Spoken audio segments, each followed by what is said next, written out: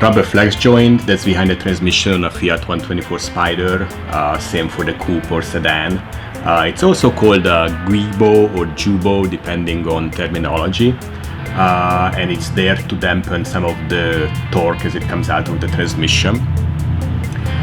It's a good idea to check this about once a year, the condition. This one has developing cracks. I mean, this one's probably 10-15 years old. There's a crack up there, there's cracks up there, and one wants to catch this before it fails, because if it fails, the front end of the drive shaft can flop around, and we've seen it where it has even cut through the tunnel.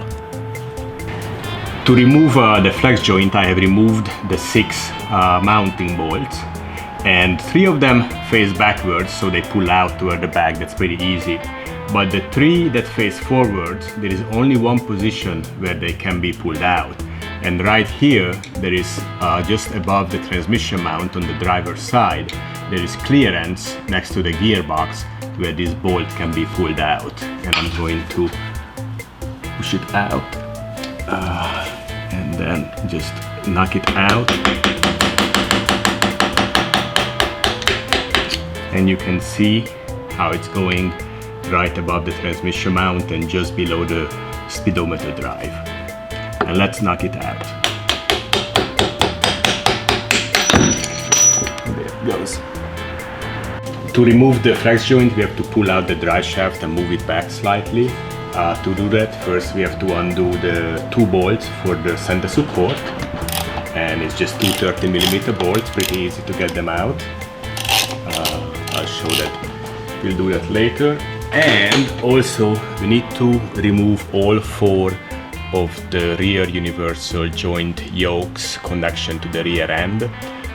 These are 13mm. On this car, one only needs 1 wrench because the front side of the bolt is captive, but on later Spiders, one needs 2 wrenches and just, you know, undo it like that.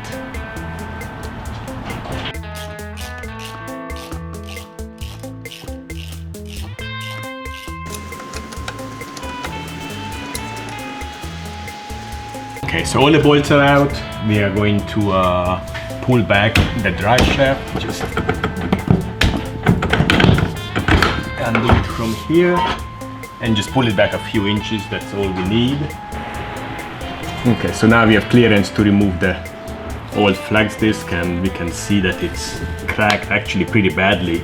Sometimes these chunks will separate and fall out under the car, and one is driving and hears this tonk under the car. That's usually a bad sign. It usually means one of these pieces of rubber has separated and left the vehicle.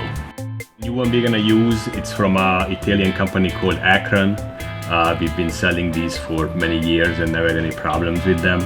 It comes with this band that's keeping it compressed. Do not remove that band until it is installed and all the bolts are in place, and once all the bolts are in place, this clamp can be removed. So let's put it on, and then we are going to pull the drive shaft forward and reattach it. Okay, so we are putting back the bolts into the new flex disc, and again we are using this space in the transmission between the speedometer drive and the transmission mount to slide in the 3 bolts from the front, and then we also have, of course, 3 bolts from the back. And the flex joint have these alignment tabs that have to slide into the alignment spaces of the yokes. So these tabs on each side have to be aligned with the ears of the yoke. Okay, now that all the bolts are tight, we are going to remove the band. It's just sheet metal, so it's fairly easy. I'm just going to bend that tab down, and I'm gonna break it off. There.